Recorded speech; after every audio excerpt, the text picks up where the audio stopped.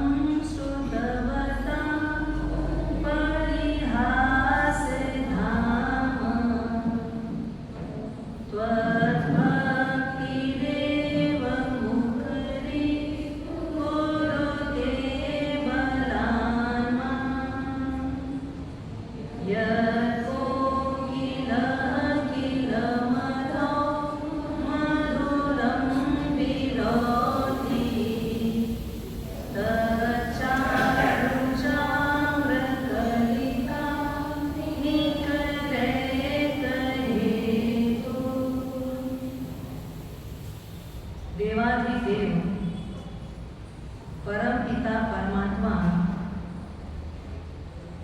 जिस परमात्मा के शासन में आपको, हमको, सबको तिरने का मार्ग मिला है, ऐसे परमात्मा महावीर स्वामी के चरणों में नमन। अमरावती मंडल पार्श्वनाथ दादा एवं वासुपूज्य स्वामी के चरणों में अनंत अनंत वंदन। हम सबके परम आराध्य, अनेकानेक लब्धियों से युक्त, परम विनय के भंडार, ऐसे गंधर्व गौतम स्वामी के चरणों में भावपूर्ण वंदन। हमारी आस्था के केंद्र, जिन शासन का आसन दिलवाने वाले हमारे पूर्वजों को जैनत्व की दीक्षा देने वाले 1,30,000 नूतन जैन निर्माता, युग प्रधान एकावतारी दादा गुरुदेव के चरणों में भावपूर्ण वंदन।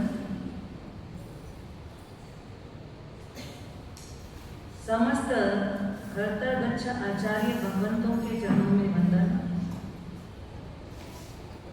मम जीवन उद्धारिका, पल पल जिन्होंने हमारी आत्मा की चिंता की, एक अनगढ़ को घड़ने में अपनी दिलचस्पी रखी, ऐसी गुरु माता कैवली धाम तीर्थ प्रेरिका प्रवर्तनी महोदया परम पूज्या गुरुवर्या श्री निपुणा सिंह जी महाराज साहब के पावन चरणों में वंदन। उपस्थित धर्म प्रेमी बंधुओं, माताओं एवं बहनों, आज से क्या चालू हो रहा है? क्या चालू हो रहा है? अच्छे से जवाब तो दो। नाश्ता तो करके आए गए हो, उपवास तो किए नहीं। हाँ, भाव विशुद्धि वर्षावास। आज से क्या चालू हो रहा है? भाव विशुद्धि वर्षावास। पढ़ के बोल रहे हैं, कोई बात नहीं, पढ़ना है तो पढ़ना है। भाव विशुद्धि वर्षावास प्रारंभ हुआ है। हमको इस चातुर्मास के दरमियान, इस वर्षावास के दरमियान मात्र कितना काम करना है? 2 शब्दों के ऊपर फोकस करना है, 2 अक्षर के ऊपर, मात्र 2 अक्षर को ही संभालना है। किसको संभालना है? भाव। किसको संभालना है? मात्र भाव को ही देखना, बाकी कुछ भी देखने की जरूरत नहीं। और जितना हम भाव को देखते जाएंगे, उतना हमारा अपने आप धीरे धीरे धीरे धीरे ये जीवन की सफलता का, जीवन को सार्थक करने का हर पल हमारा सदुपयोग हो, हर पल हमारा सफल होता जाए। तो हमारे को पूरे समय मात्र और मात्र किस पर नजर रखनी है? और किसके भाव पर? ये भी क्लियर कर लो, नहीं तो भाव पर तो नजर रखना है, पर किसके भाव पर? स्वयं। दूसरों के भाव पर नहीं, अपने ही भाव का प्रभाव हम पर पड़ता है। दूसरों के भाव का प्रभाव हम पर इतना नहीं पड़ता जितना स्वयं के भाव का प्रभाव हम पर आता है। तो स्वयं के भाव का परीक्षण निरीक्षण पूरे समय हमको करना है, अपने भाव का निरीक्षण करना है। वर्षावास और किसी और के लिए नहीं, मेरे स्वयं के लिए है। क्या सोचोगे?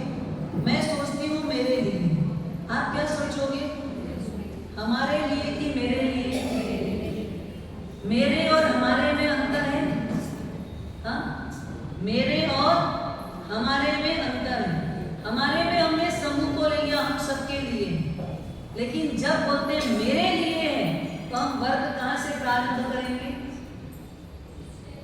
कहां से प्रारंभ करेंगे? स्वयं से प्रारंभ करेंगे, खुद से प्रारंभ करेंगे, अपने ही ऊपर काम करेंगे और किसी के ऊपर काम नहीं करना। काम किस पर करना है?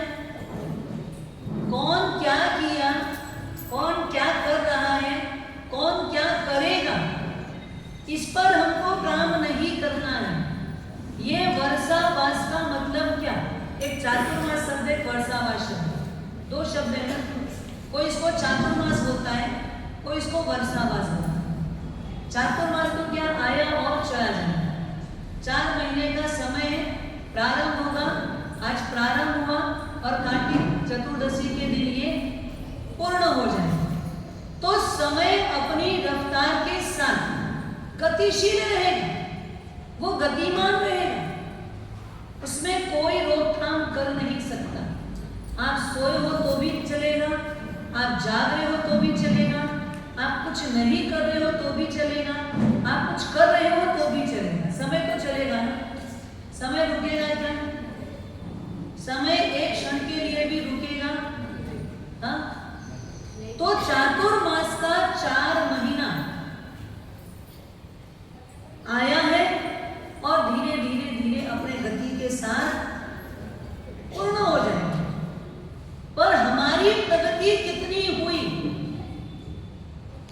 हमारी प्रगति कितनी हुई, इसका लेखा जोखा वर्षावास से मिलेगा। किससे मिलेगा? वर्षावास से मिलेगा, क्योंकि चातुर्मास समय के अनुसार और वर्षावास हमारी हृदय भूमि के अनुसार, हमारे दिल की भूमि। जैसे अभी ये वर्षावास आने के पहले किसान क्या करता है? बोलो, हम सब किसान पर ही आधारित हैं। किसान का काम धंधा बंद हो जाए तो हम सबके लाले पड़ेंगे, हाय राम मच जाएगा, हाय तोबा मच जाएगा, हाहाकार हो जाएगा। क्योंकि धरती पर किसान अगर काम कर रहे हैं और उनको काम करने का अगर समय मिल जाए, काम करने की शैली मिल जाए, काम करने का तरीका मिल जाए और सही समय पर सही तरीके से काम करे तो काम होगा। काम ना करे तो किसान भी क्या करेगा? बादशाह अकबर ने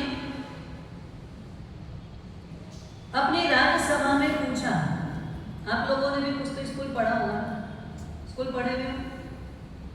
पढ़े हो कि नहीं पढ़े हो? हाँ या ना का जवाब देना है आपने।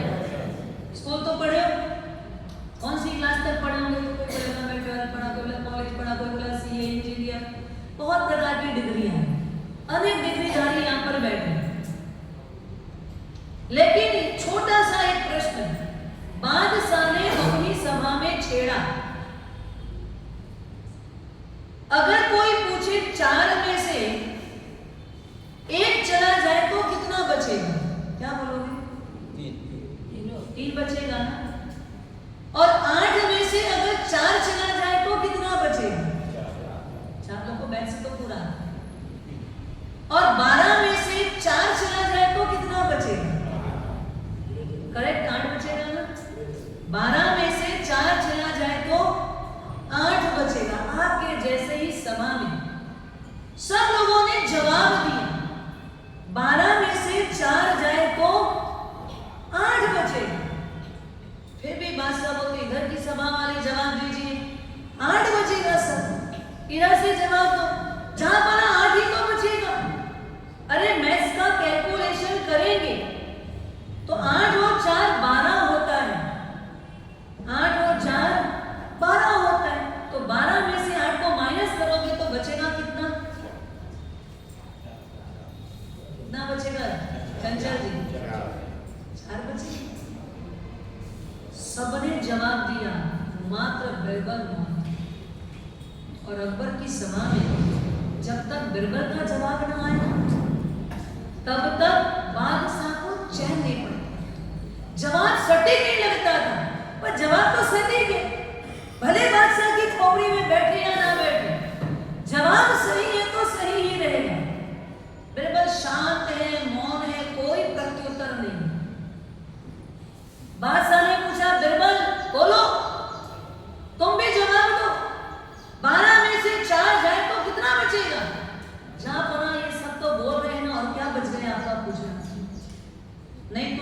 से बोलो, कितना बचेगा? बोले 0 बचेगा। ये कौन सा मैथ्स हुआ? ये कौन सा गणित हुआ? 12 में से 4 जाए तो 0 बचेगा। ये भी कौन सा हीरो है? पूरी सभा बोलने लगी, कौन सी स्कूल में पढ़ा है, कौन सा गणित पढ़ा है, कौन सा सर इसको पढ़ाया, कौन से प्रोफेसर पढ़ा है, कुछ भी उठपटांग जवाब देते। 12 में से 8 गया तो 4 गया तो 8 ही बचता है। बिरबल का जवाब पूरी सभा में खलबली मच गई, पूरी सभा में हलचल हो गई। बिरबल का जवाब गलत है और गलत है। आप किसी भी टीचर को बुला लो, किसी भी स्टूडेंट को बुला लो, कितने भी अच्छे से अच्छे पढ़े लिखे लोगों को बुला लो, दुनिया में आप किसी के भी पास जाओ, उसका जवाब होगा 12 में से 4 जाए तो 8 बचेगा। और बिरबल जो जवाब दे उसका जवाब तार्किक होता है, उसका जवाब प्रज्ञाशील होता है, उसका जवाब बुद्धि को कस करके जवाब देता है। बादशाह ने पूछा, बिरबल तेरा जवाब सबसे हटके है, कारण क्या? जहां बना पूरे वर्ष में महीने तो 12 होते हैं, अगर 4 महीना सो जाएंगे, 4 महीना अगर सोए रहेंगे तो क्या बचेगा? आप ही बताइए। 4 महीना अगर सोए रहेंगे तो क्या शेष रहेगा?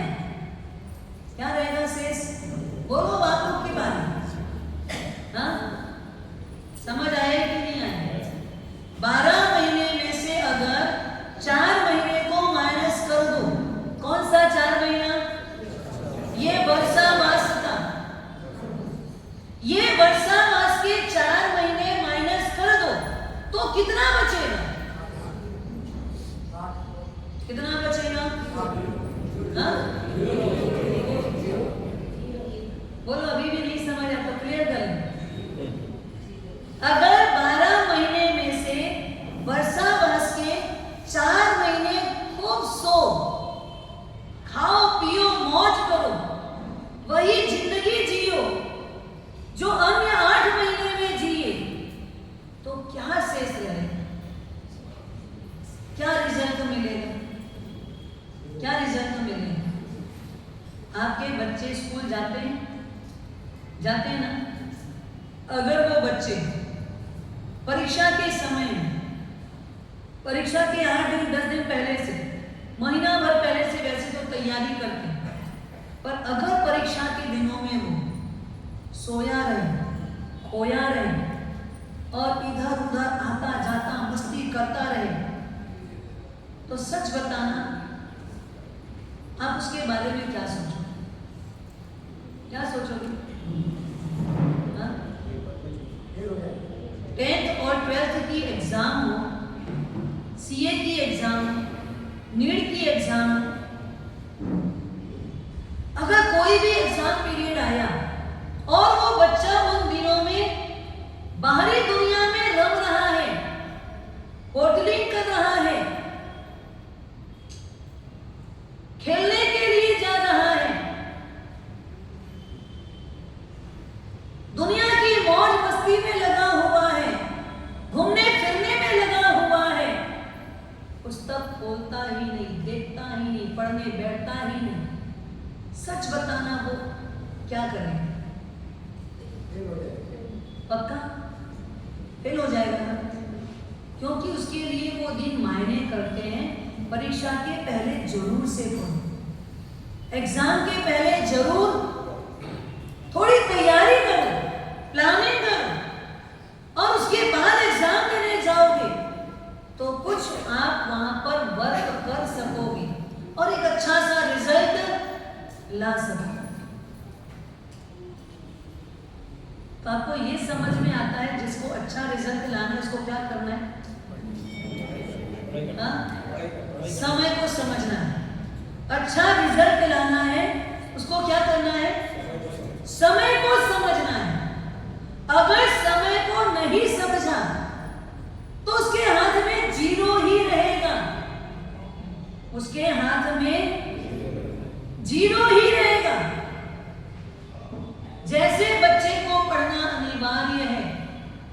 वैसे ही बादशाह को जवाब मिला बिरबल की ओर से, 12 में से अगर 4 महीना किसान सोए सोए निकाल दे तो पूरी जिंदगी, पूरा वर्ष क्या करेगा? रोता ही रहेगा। क्योंकि 4 महीना जो सोता रहा वो 8 महीना क्या करेगा? रोता ही रहेगा। वैसे ही परमात्मा कहते हैं, वैसे तो मनुष्य का जन्म ही क्या है? एक सीजन है। सीजन तो आप लोग बहुत अच्छे से समझते हैं, व्यापारी हो ना, बिजनेस करते हो, सीजन समझते हो ना?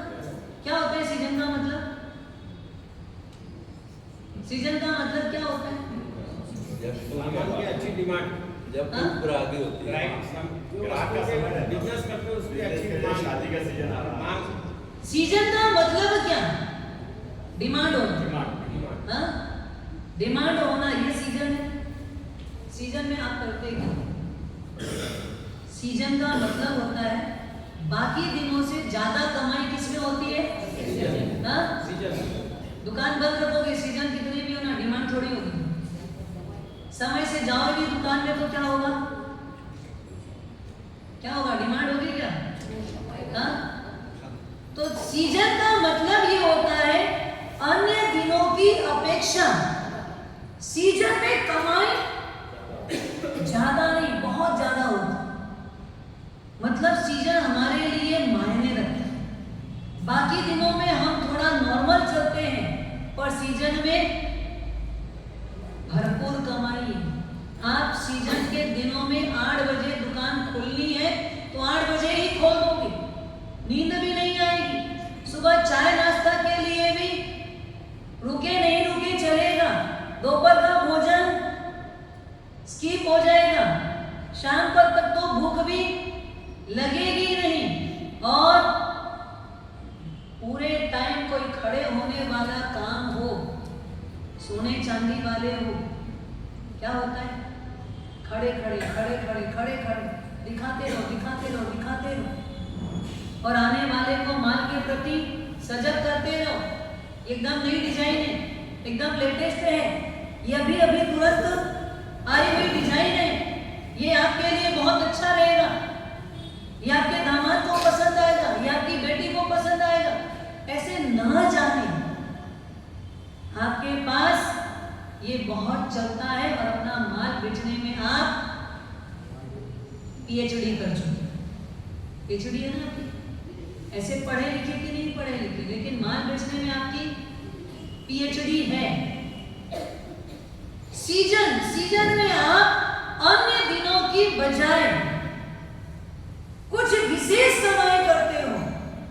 एक सीजन अगर अच्छा चला गया, आप बोलते हो महाराज साहब इस बार के सीजन में पूरा काम हो गया, अब अगर बाकी दिनों में हो ना हो तो भी चल सकता है, रोज आवे तो अच्छा है, रोज आवे तो अच्छा है। पर सीजन अगर शांति का जाए तो, सीजन अगर ठंडा रहे तो, हाँ, सीजन अगर ठंडे बस्ते में जाए तो चलेगा नहीं ना। वैसे ही ये मनुष्य का जन्म क्या है? फुल सीजन का समय, पूरे 84 लाख योनियों में से एक मनुष्य की योनि ऐसी है जो क्या है? सीजन है। क्या करने के लिए? हाँ? क्या करने के लिए? अपने भावों को शुद्ध करने के लिए। क्या करना है? धर्म ध्यान करना अलग मैटर है। धर्म ध्यान तो बहुत कर लेते हैं, लेकिन वर्षावास को वर्षावास समझ नहीं पाते। वर्षावास का मतलब क्या होता है? वर्षावास का मतलब है पानी का बरसना। और अगर पानी बरसता रहे बरसता रहे बरसता रहे तो आपके घर की दीवारें गीली हो जाती है। हाँ?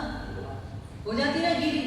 कितना भी कंक्रीट किया हुआ है, कितना भी मजबूत बनाया हुआ है, कहीं ना कहीं से गीलापन आएगा, कहीं ना कहीं से आर्द्रता आएगी, कहीं ना कहीं से बाहर का पानी अंदर को भी भिगो देगा। बस वही काम वर्षावास का। वही काम वर्षा मास का है। कंक्रीट की ही दीवार लगाना तो कम से कम अंदर पानी जाएगा, थोड़ा तो जाएगा, कहीं ना कहीं से भीगोगे, और भीगोगे तो क्या होगा? भाव शुद्ध होगा। भीगोगे तो भाव शुद्ध होगा। तो 12 महीने में से 4 महीना ये, और सीजन में भी बड़ी सीजन, एक सीजन होती है जिस सीजन में 15 दिन का टाइम पीरियड है, पर उस सीजन में भी मेन उसमें भी 3 दिन खास होता है। 15 दिन में भी 3 दिन और खास होता है। धनतेरस का दिन हो तो क्या होता है? धनतेरस का दिन हो तो ज्वेलर्स वालों को पूछो क्या होता है? खास होता है। और वो दिन जो खास है, वैसे पूरे मनुष्य जन्म के खास में भी, और उसमें विशिष्ट खास कौन सा दिन है? ये 4 महीना वर्षा मास है। वर्षा मास के ये 4 महीने और खास है। ये खास दिनों में क्या करना है? जागृत रहना है कि सुप्त रहना है?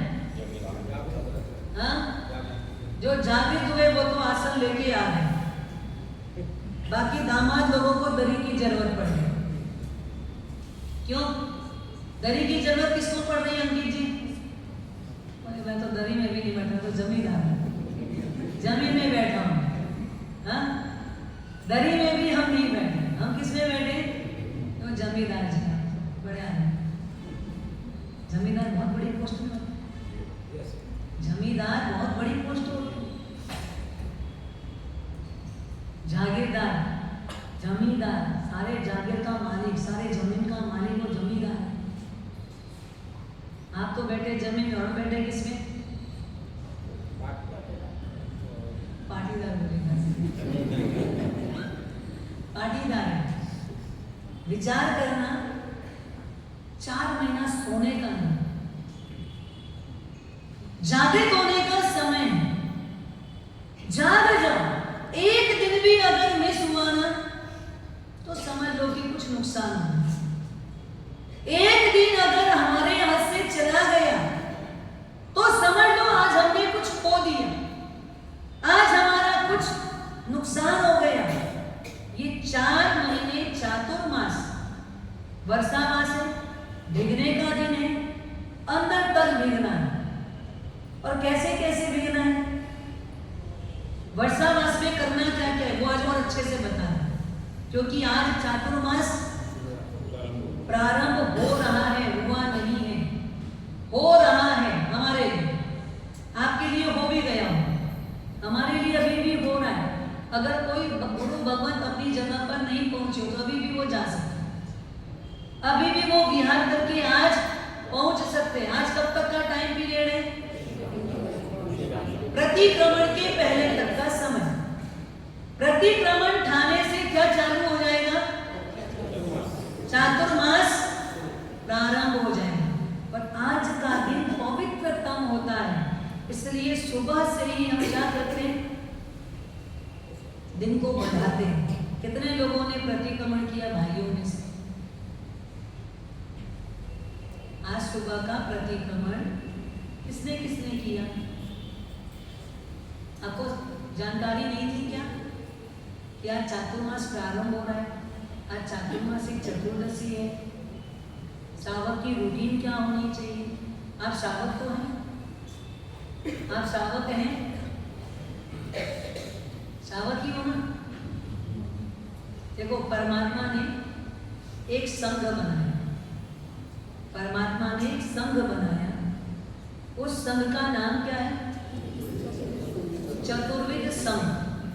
आपको ये पता होगा जब जब परमात्मा देशना देने के लिए समो शरण में आते हैं और अपने सिंहासन पर बैठते हैं, उससे पूर्व वो चतुर्विध संघ को नमस्कार करते हैं, चतुर्विध संघ को नमन करते हैं। चतुर्विध संघ में कौन कौन आता है? साधु, साध्वी, श्रावक और शाही। तो आपका समावेश चतुर्विध संघ में है? बोलो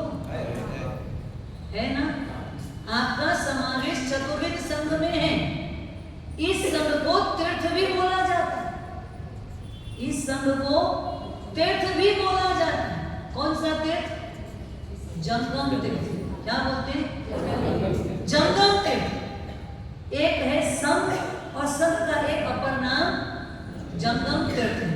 एक स्थावर तीर्थ होता है जो स्थिर है, पालीताना, गिरनार, आबू आदि, ये सब क्या है? स्थिर तीर्थ है। और जंगम तीर्थ का मतलब चलता फिरता हुआ तीर्थ। तो आप सोचो, भगवान हमको तीर्थ संज्ञा से उपमित करते हैं। कौन सी संज्ञा से? तीर्थ की संज्ञा से उपमित करते हैं। और जब जब भी परमात्मा अपने स्वर्ण सिंहासन पर बैठने वाले हो, उससे पहले वो नमस्कार किसको करते हैं?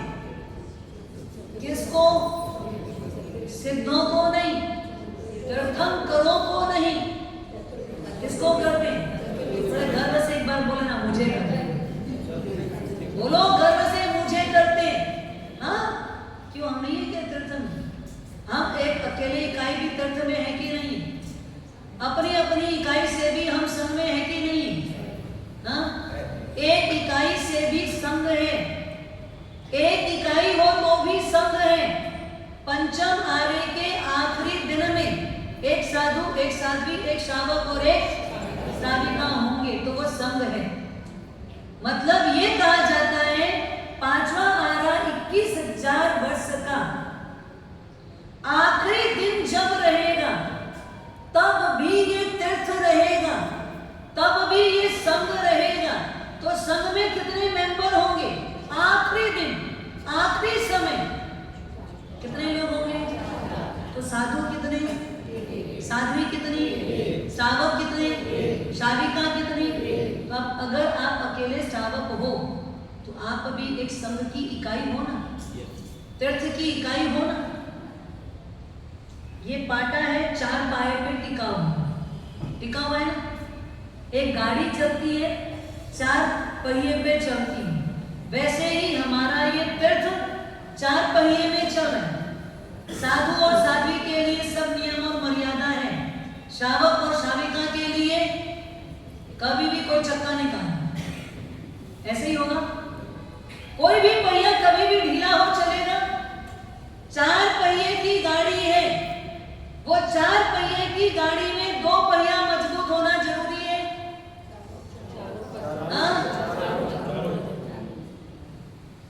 सच सच बोलना, 2 पहिया की मजबूती जरूरी है, चारों पहिया की मजबूती जरूरी है। हो सकता है ज्यादा प्रेशर 2 में आता हो, पर 2 पहिए के प्रेशर भले कम आता हो, पर उसको भी मजबूत होना जरूरी है ना।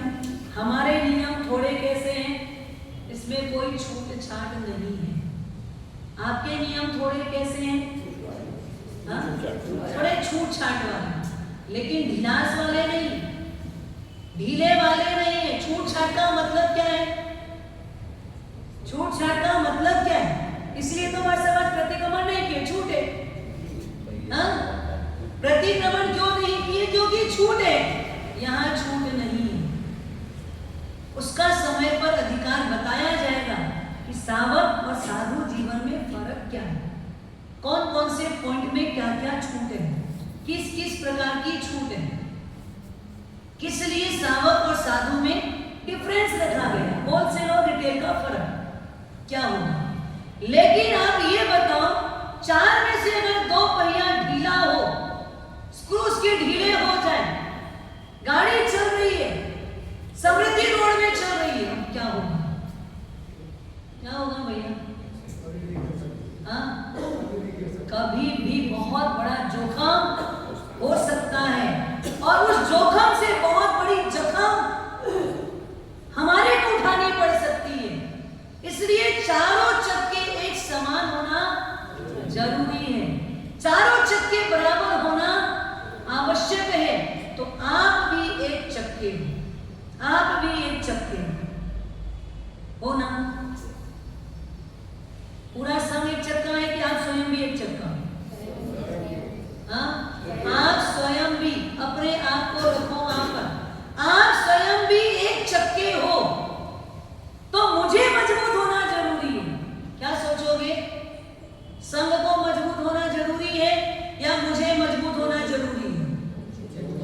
एक बार एक स्वर में बोलो। हाँ, किसे मजबूत होना जरूरी है? अच्छे से बोलो ना, मैं भी तो ताकत लगा रही हूँ। हाँ, मुझे मजबूत होना जरूरी है। एक बार बोलो, खुद की आवाज से बोलो, अंदर की आवाज से बोलो, किसे मजबूत होना जरूरी है? इसी तरह ही बोलो, मुझे मजबूत होना जरूरी है। अगर हर एक पर्सन बोलेगा मुझे मजबूत होना जरूरी है, हमारा संघ कैसा होगा? कैसा होगा? हमारा संघ मजबूत होगा, क्योंकि हर एक व्यक्ति मजबूत है, हर एक इकाई मजबूत है। तो हमको मजबूत होना है। किसमें? अब बताओ किसमें मजबूत होना है?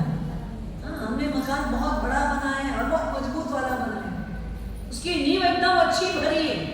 अगर हमारा साहब चाहे तो 2 मंजिला और ऊपर बनाना हो तो भी कोई टेंशन। इतनी मजबूत नींव हमने डाली है। अभी तो हमने ग्राउंड फ्लोर और फर्स्ट फ्लोर बनाया है, लेकिन भविष्य को देखते हुए 3-3 बच्चे हैं हमारा साहब, तो उसको देखते हुए हमने क्या किया है, इस मकान की नींव थोड़ी मजबूत रखी है। भविष्य में अगर तीनों बेटों का मकान अलग अलग भी अगर करना पड़े तो मैं ऊपर में 2 फ्लोर और बना सकता हूं, ताकि सब शांतिपूर्वक जीवन जिए। तो आपने क्या किया? नींव कैसे डाली? नींव कैसी है आपकी? मजबूत है। तो बस नींव मजबूत चाहिए। हमारा सावक जीवन जो बेसिक उसकी नींव क्या है? छोटे छोटे से व्रत और पचखान। अब आना तो है, बैठना तो है, तो बैठे तो बहनें आती है, क्या इन्हीं को मोक्ष में जाना है? आप अकेले अकेले क्या करोगे फिर संसार में? हाँ, बहनें देखो आई थी, दरी को उठवा दिया उन्होंने ईमानदारी से, दरी लगी थी वहां पर, बहनें आती गई दरी को खसकाती गई, और धीरे से पीछे से वर्कर आया और दरी को ले गया उठा। उन्होंने दरी की जरूरत नहीं, अरे हम स्वयं बिरादरी में आए हैं तो क्यों दरी में बैठेंगे? ये बिरादरी तो कैसी है? आसन लगाओ और पूरा सन जाओ। क्या लगाओ? क्या करो? आसन लगाओ और पूरे सन जाओ। सन जाओ का मतलब क्या होता है? आटा उसनते हो ना, पूरा सना गया कि नहीं सना गया, एक रस हो गया कि नहीं हो गया, पूरा एक मुट्ठी में आ जाएगा कि नहीं आएगा, इधर उधर कण बिखरा हुआ तो नहीं रहेगा। पूरे आटे को क्या करो? सनना पड़ता है, वो सनना पड़ता है, वो सनते हो ना। हाँ, वो सनने का मतलब क्या है? पूरे जितने जितने बिखरे हुए कण हैं उसको क्या करो? एक जगह इकट्ठा कर दो, एक साथ कर दो, उनको सबको मिला दो, उनकी बिखरन जो है उसको हटा दो। बस ये आसन में बैठ के क्या करना है? एक रूप हो जाना। एक रूप होने के लिए ये वर्षावास है। क्या करेंगे हम? खूब भीगेंगे, अंदर तक पानी जाए, अंदर तक जिनवानी जाए। बाहर पानी बरसेगा और अंदर ना जिनवानी बरसेगी। अगर पानी ना आए तो सूखा रह जाएगा। वाणी अगर अंदर ना जाए तो बोलो सूखा रह जाएगा। पानी धरती के अंदर जाना चाहिए। तो अपनी बात थी किसान की। किसान क्या करता है? धरती को पहले तैयार करता है। कैसे तैयार करता है? हाँ, हल जोतता है, बैलों को लेके जाता है, गाड़ी लेके जाता है, और उससे जमीन जो मिट्टी इधर उधर यहाँ वहाँ जमी हुई रहती है उसको क्या करता है? जमी हुई मिट्टी को धीरे धीरे धीरे निकालता है और उसको थोड़ा नरम करता है। क्या करता है? देखियो ना, कभी हम लोग तो बहुत देखते हैं, क्योंकि बिहार करते करते आते तो खेत खलियानों के आजू बाजू से आते, और देखो या मत देखो, पता तो सबको है। वो मिट्टी को क्या करता है? नरम करता है। नरम मिट्टी में बीज डालता है तो वो बीज क्या होता है? हाँ? बीज का कलर कैसा होता है? बीज का कलर कैसा होता है? देखने लायक होता है, सुंदर होता है, हाँ? अच्छा हट्टा कट्टा मोटा होता है, कैसा होता है? एकदम सूखा हुआ कदरूप होता है, सूखा हुआ कदरूप होता है। उसका रूप देखोगे तो देखने की भी इच्छा नहीं होगी, और ऐसा सूखा सूखा दिखता है, लगता है क्या करेगा ये। लेकिन आपको पता है, एक कदरूप सूखे जैसे बीज को अगर कोई एक माली मिल जाए, कोई एक किसान मिल जाए, तो दिखने वाला कदरूप बीज भी, दिखने वाला सूखा हुआ बीज भी बहुत अच्छा, बहुत सुंदर, बड़ा सारा रूप ले लेता है। बरगद का बीज कितना बड़ा होगा, कितना बड़ा होगा, इतना छोटा सा बीज है ना, इतना छोटा सा बरगद का बीज, वो भी कैसा काला टेप का होता है। अपने को तो क्या गोरे लोग पसंद आते हैं, काले काले लोगों को देखो तो भी, हाँ, और उसमें भी काला भी छोड़ दो, काले के बाद में थोड़ा सा रहन सहन, सांवला नहीं काला बोलते, काला सांवला भी थोड़ा ठीक होगा, समझ लो, काला आदमी हो, काला व्यक्ति हो, और काले के बाद में भी रहन सहन में क्या है, बाल बिखरे हुए हैं, कपड़े अस्त व्यस्त पहना हुआ है, चेहरा में भी कोई लालीपना नहीं है, कोई तेज नहीं है, ऐसा एकदम कदरूप हो, तो हमको उसको देख के कैसा लगता है, बिल्कुल पसंद नहीं आता, पसंद नहीं आता ना भैया। हाँ, वैसे व्यक्ति को देख करके हम उसको पसंद नहीं करते, लेकिन उसके अंदर में भी इतनी बड़ी क्षमता है कि वो भी एक दिन दिव्य और भव्य बन सकता है, उसमें भी दिव्यता और भव्यता का समावेश हो सकता है, वो कभी भी अपनी भव्यता को प्रस्फुटित कर सकता है। आप उसके बाहर के रंग रूप को मत देखो, बाहर के आकार प्रकार को मत देखना। सूरत की बात है, गुरु भगवंत ने अपना स्वयं के जीवन की घटना को लिखा है, गुरु भगवंत ने, आचार्य भगवंत ने, कि उनका चातुर्मास सूरत में है, और एक 11 साल की छोटी सी लड़की, एकदम दुबली पतली, एकदम ही दुबली पतली, और वो आई, गुरु भगवान को वंदन करी, वंदन करके गुरु भगवान से कहती, गुरुदेव वासक्षेप करना, और ऐसा वासक्षेप करो कि मेरा मांस खमण हो जाए। कितने साल की बच्ची है? मात्र 11 साल। पीठ में बहुत बड़ा बैग उठा के रखा है उसने, ऐसा लगे उसके बैग को देख करके बैलेंस बिगड़ा तो लड़की गिर जाएगी, क्योंकि खुद का वजन जितना नहीं है उससे ज्यादा उसमें बैग का वजन दिख रहा है। और गुरु भगवान से वासक्षेप के लिए निवेदन कर रही है कि गुरुदेव ऐसा वासक्षेप करो कि इस बार मुझे मासक क्षमण तब हो जाए। गुरुदेव ने पूछा, तुझे पता है मासक क्षमण का मतलब कितने उपवास? मास क्षमण में कितने उपवास होते हैं? गुरुदेव मुझे पता है 30 उपवास होता है। आप लोगों को तो पता है ना मास क्षमण में कितने उपवास होते हैं? 30 उपवास होते हैं। बोले तेरी उम्र कितनी? 11 साल की, और उपवास कितने करने? साहब पूरे 30 उपवास करने। आप बस आशीर्वाद दे दो, आप हस्तक्षेप दे दो, मेरा मांस खमण हो जाए। गुरुदेव को लगा इतनी दृढ़ता से, इतने गहरे संकल्प के साथ, दृढ़ प्रतिज्ञ होकर के कह रही है हस्तक्षेप कर दो, मेरा मांस खमण हो इस बार। गुरुदेव को भी बहुत अहोभाव आया, उसके सिर पर वासक्षेप किया। बच्ची मांगलिक सुन के चली गई। 3 दिन के बाद चतुर्दशी का दिन, आज का दिन, और अपने मम्मी को लेकर के आई और कहने लगी साहेब आज अट्ठम का पचकान कराना। काय का पचकान? अट्ठम यानी तेला, 3 उपवास। बोले साहेब आज अट्ठम का पचकान करवाना। गुरुदेव ने सोचा 11 साल की है, एक साथ अट्ठम पचका दूं, एक साथ तेले का पचकान करवा दूं। उसकी मम्मी ने बोला करवा दीजिए साहब।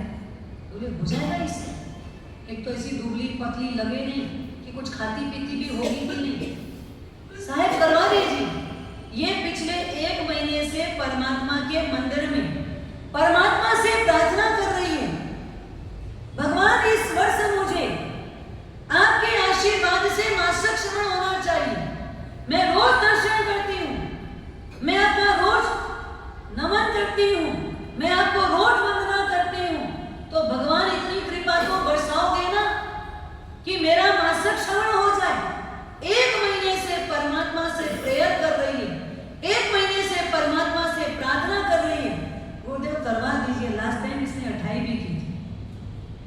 लास्ट ईयर इसने 28 की थी, 8 हो जाएगा, करवा दीजिए।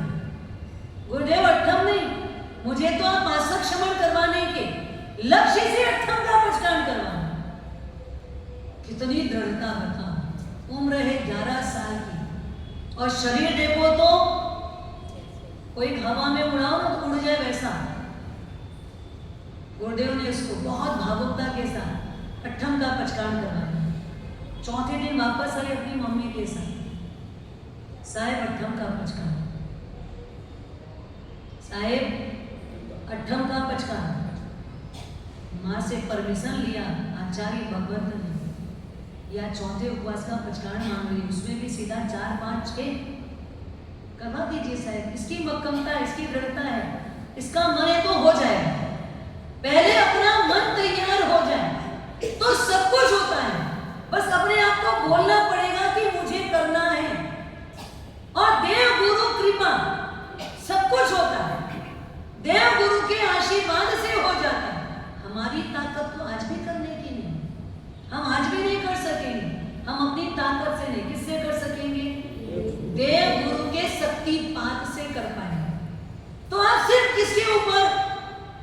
परमात्मा के ऊपर दृढ़ श्रद्धा कर लो कि मुझे करना है। उसने दूसरा 8 पचक लिया, वापस 7वें दिन आई, साहेब 8 का पचकान, साहेब 8 का पचकान।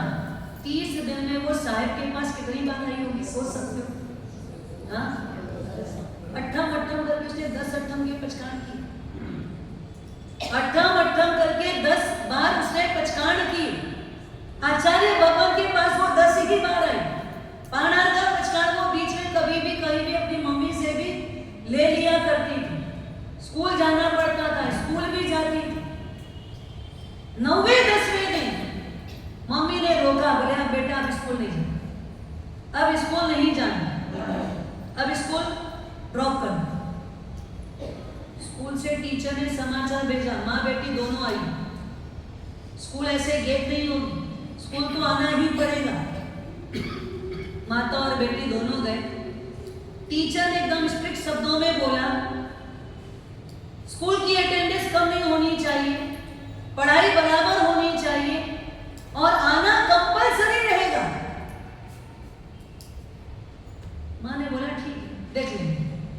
घर जाकर के माँ ने बोला, देख बेटा, 1 साल बिगड़े तो बिगड़ने देना, लेकिन तेरा अगर भाव है तो उस भाव को बिल्कुल डिगाना मत। ये जिन शासन की माँ है जो क्या बोल रही है, स्कूल का अगर 1 साल बिगड़े तो बिगड़ने देना, लेकिन अगर तेरा भाव उत्कृष्ट हो चुका है तो अपने भाव को जरा भी बिगाड़ना मत, डिगाना मत। 16वें उपवास के दिन बहनें साता पूछने आई। कोई नजदीक के थे, रिलेटिव थे, उन्होंने बोला, अरे बच्ची है, बच्ची को इतनी गहरी समझ थोड़ी है, आप तो समझते हो, आप तो माँ की भूमिका में हो, आपको समझना चाहिए। इतनी छोटी उम्र की बच्ची को अभी आपने मासिक श्रवण करवाया, इसके पेट में क्या होगा, इसकी पसलियों का क्या होगा, इसकी नसों का क्या होगा, सूख जाएगी नसें अभी से। अरे उम्र के बाद करवाओ, समझ में आता है। बच्ची ने सारी लाइनें सुनी। उनके जाने के बाद मम्मी को बोलती, मम्मी ऐसे लोगों को घर पे एंट्री मत देना। जिन लोगों को किसी को प्रमोट करना नहीं आता है, जो किसी को डिवोशन में ले जाए, प्रमोशन करने की बजाय इधर साता पूछने आते और उधर असाता देके जाते, मन को दुखी करके जाते, उन लोगों को घर में एंट्री मत देना। आप लोग भी यही बोलोगे ना? सच बोलना, आप भी क्या बोलोगे? यही बोलोगे ना कि अभी समय थोड़ी है करने का। सब घर पे एक दूसरे को क्या करते हैं, खुद भीगते नहीं है। हाँ, और सही बताऊं मैं, जैसे बाहर पानी आता है ना, क्या करते हो, वाटर प्रूफ ओढ़ लेते हो, छत्ता ओढ़ लिया, रेनकोट ओढ़ लिया, कुछ भी ओढ़ लिया, क्या होता है, हम पानी से भीगे नहीं। वैसे ही क्या करते हो, बाहर में वाटर प्रूफ ओढ़ लेते हो और यहाँ आने के बाद प्रोचन प्रूफ ओढ़ लेते हो। हाँ, महाराज साहब कितना भी बोलेंगे तो भीगना नहीं है, ऐसा तो नहीं होगा ना, ऐसा तो नहीं होगा। बाहर वाटर प्रूफ और अंदर प्रवचन प्रूफ कि कुछ भी बोले और असर ना हो। ये वर्षा वासे भीगने का समय, खूब अच्छे से अच्छे काम करने का समय। दो प्रकार के जो तप करवाए जा रहे हैं, दो प्रकार के तप, एक एक गुरु कृपा तप और एक गुरु कृपा से होने वाला पंच परमेष्ठी श्रेणी तप। पंच परमेष्ठी श्रेणी तप जिसमें क्या होगा, बहुत लोगों ने एक हवा बना, क्या बना लिया, जब बच्चा स्कूल पहली बार जाए तो उसको अच्छे से रोते रोते जाता है। तो पहले कैसे जाता है, ऑलमोस्ट बच्चे रोते रोते जाते हैं। कोई बच्चे ही हंसी खुशी स्कूल जाते हैं, बाकी रोते रोते ही जाते हैं। भले भी बाद में हंसते हंसते आते, जाते रोते रोते और आते हैं तब बस वैसे ही अपना भी हो। हाँ, भले अभी गुरु महाराज के कहने से, उनके बार बार समझाने से, उनका बहुत बार आग्रह करने पर आप नाम लिखवा तो लिए, मन के अंदर बहुत सारे विकल्प भी होंगे और जब पूरा हो जाएगा तब चेहरा कैसा होगा, कैसा होगा, हाँ, चमकता रहे। तब चेहरे में एक अलग साइन होगी, अलग ही खुद के अंदर एक अलग फीलिंग आएगी कि मैंने भी कुछ किया, मुझे भी कुछ आया, मैं भी कुछ कर सकता हूं, मेरे अंदर अनंत शक्ति है। आत्मा और परमात्मा दोनों सेम है। परमात्मा में भी अनंत शक्ति है, तो मेरे अंदर भी कितनी शक्ति है, कितनी शक्ति है। हमारे जैसे ही थे परमात्मा, साधना थी, वो परमात्मा बन गए। हम भी साधना करेंगे और क्या बन जाएंगे, क्या बन जाएंगे, बोल तो लो। आप लोग को ढीला ढीला क्यों लगता है, हाँ? हम भी क्या बन जाएंगे, साधना करेंगे तो निश्चित तौर पर क्या बनेंगे, और बनना है कि नहीं, हाँ, बनना है कि नहीं बनना। एक बच्ची हमारी है अपेक्षा, उसकी मम्मी ने बोला मोक्ष की टिकट जब हमने दी, जो बच्चों की नियमावली उसके पीछे में मोक्ष की टिकट लिखी है, इसने घर जाके सब बोला मोक्ष की टिकट, मोक्ष की टिकट, किसको किसको चाहिए, इसको ले जाऊंगी, इसको ले जाऊंगी, इसको ले जाऊंगी। रात में उसकी मम्मी ने समझाया मोक्ष क्या होता है पता है, ये मरने के बाद मिलता है मोक्ष। नहीं मुझे मोक्ष में नहीं जाना। अब क्या समझा दिया, उल्टा समझा। अरे अमर होने का स्थान है मोक्ष, अमर होने का स्थान है मोक्ष। अब क्या समझाया, मरने के बाद मिलता है मोक्ष। नहीं, मुझे मरना नहीं, मुझे तो अभी जीना है। तो मरने की बात थोड़ी है, अमर होने की बात है। तो कई बार हम लोग क्या करते हैं, हुआ बना देते। अब किसी बहन ने बोला क्या हुआ पता है तुमको, पंच परमेष्ठी श्रेणी तक में 1 उपास, 2 उपास, 3 उपास, 4 उपास, 5 उपास, 6 उपास, 7 उपास, 8 उपास, ऐसे करके बढ़ना है। मैंने कहा बिल्कुल नहीं, आप गलत बता रहे, गलत ट्रिक मत अपना। जैसा हम समझा रहे वैसा ही समझाओ, और वैसा नहीं समझा सकते हो तो जिसकी दुकान का माल है उसके पास ही लेके जाओ, ताकि वो अपने तरीके से ही समझाए। हाँ, अब हमारी दुकान का माल आप समझाते हो और हमारे ग्राहक को तोड़ देते हो, हमारे ग्राहक टूट जाते हैं। उसको हुआ हो गया, आप जी का एक उपास, फिर बेला, फिर तेला, फिर छोला, फिर पंचोला, फिर 6, फिर 7, ऐसे श्वास भर गया बेचारे। एक उपास जैसे बढ़ता गया वैसे वैसे श्वास बढ़ता गया। मैंने कहा बिल्कुल नहीं, आपको जिसने समझाया गलत। एक उपास बेस्ट है, एक सीढ़ी कंप्लीट। अब दूसरी सीढ़ी में आ जाओ, एक उपास बेस्ट है, बेला करके बेस्ट है, कंप्लीट दूसरी सीढ़ी में। कितना अच्छा लगेगा, मैं 2 सीढ़ी चढ़ी लगेगा। सीढ़ी कितनी है टोटल, 5 है ना। आपको ये पता होगा तलहटी तक जाते तो इतना श्वास नहीं खुलता, थोड़ा बाबू के बिना सिर तक जाओ तो थोड़ा लगता है कि चल रहे, नहीं श्वास नहीं खुलता, चल रहे ऐसा लगता है। थोड़ा और आगे जाओ हनुमान गढ़ तक, तब लगता है बहुत चढ़ गया। पर जब इतना चढ़ जाते तो पावर क्या आता है, अरे इतना तो चढ़ ही लिया ना, अब क्या बचा, अब तो मैं सदाते के साथ चढ़ ही जाऊंगा। तो देखो 2 सीढ़ी कंप्लीट हो गई आपकी, तीसरी सीढ़ी को फिर कैसे चलना है, एक उपास करो, व्यासना करो, बेला करके व्यासना करके तेला व्यासना, बस 3 सीढ़ी चढ़ गई। अब 3 सीढ़ी चढ़ने के बाद शांतिनाथ दादा तक जाना है,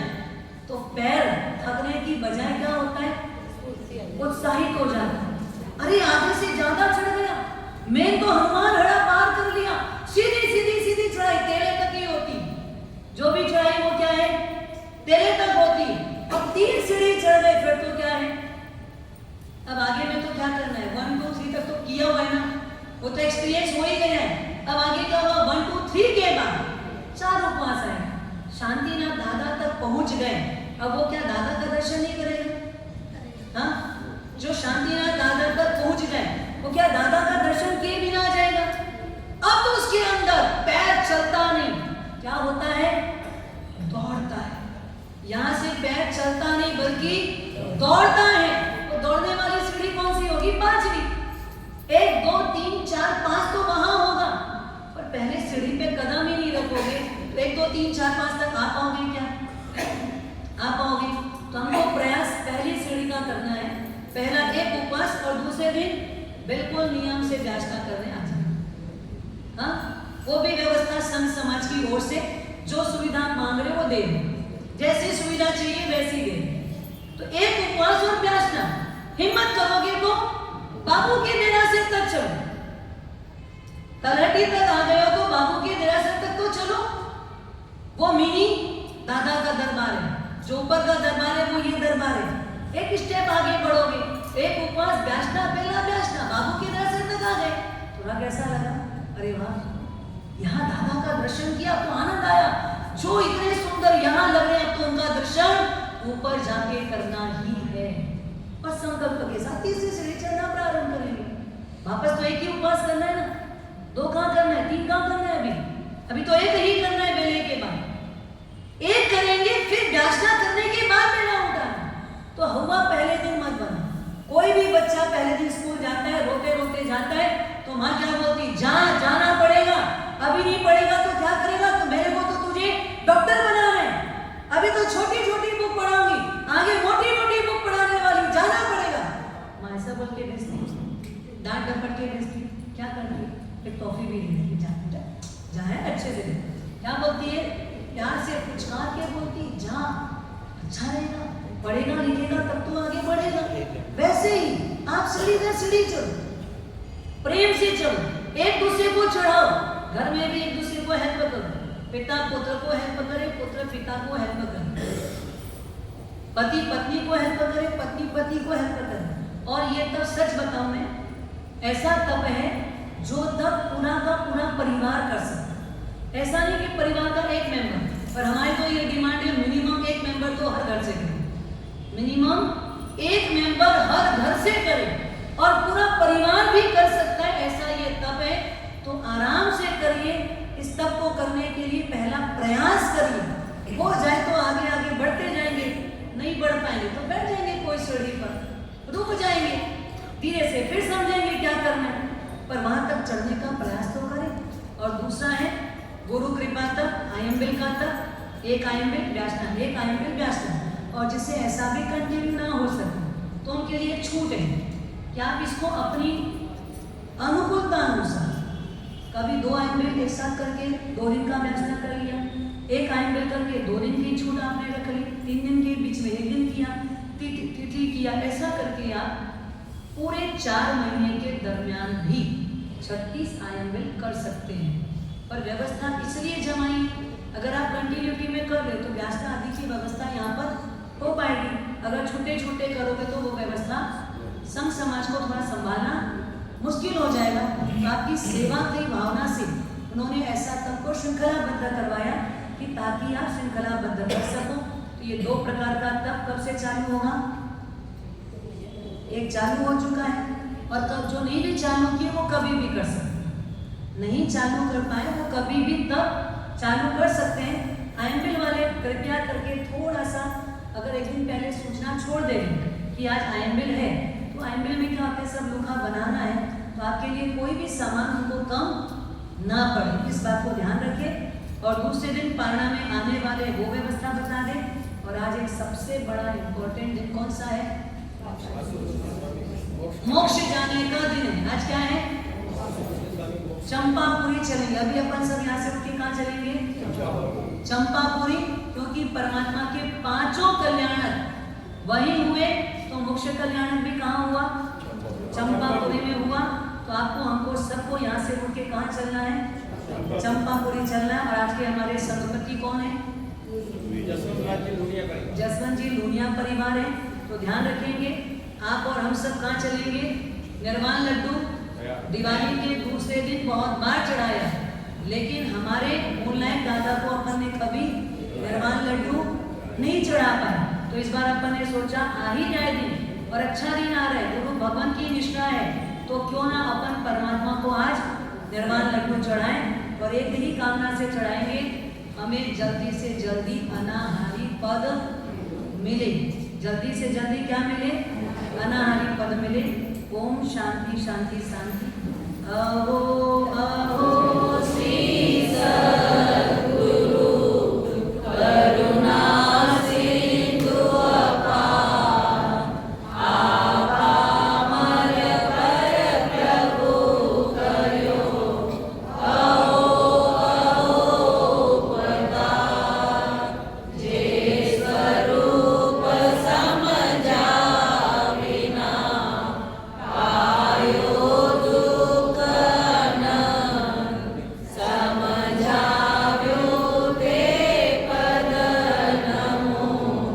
श्री सद्गुरु भगवान परम पुरुष प्रभु सद्गुरु, परम ज्ञान सुखदाम, जेने आप्यो भानने, तेने सदा प्रणाम।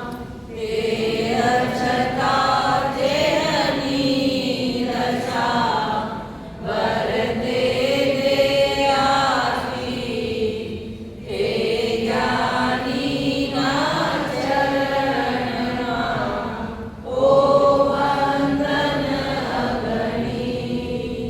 श्री जिन दत्त कुशल गुरु, हरि कविंद्र सुखधाम, ज्ञान वल्लभ जिनको सुमसी, निपुणा चरणे प्रणाम, निपुणा चरणे प्रणाम।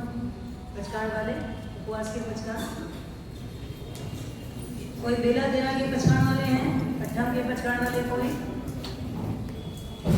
उपवास सूर्य हो गए अबतक पचके दिव्यम की आरम अष्टम पाणम वैमो सेमा अनंतरा हो गए नाम शास्त्र का वर्णन सबस्मित करना पाणा को से पूछे मुक्ति समझ के चोरी की आरम अष्टम पाणम वैमो सेमा हो गए नाम शास्त्र का वर्णन सब समाई भक्ति आराधना वो से। तपस्या करने वालों को धन्यवाद। तपस्या करने वालों को धन्यवाद। आईएमबी लेकाष्टा के पचकार, आईएमबी लेकाष्टा व्याष्टा उगय सूर्य कोशी सात कोशी मुक्ति समझ के चोरी की आरम असनम पाणम कायमम सेनता वगैरह शास्त्र में विलंब दिव्य के दिव्य के संचलेना एकाष्टम व्याष्टम बच के दिव्यम प्यार साधा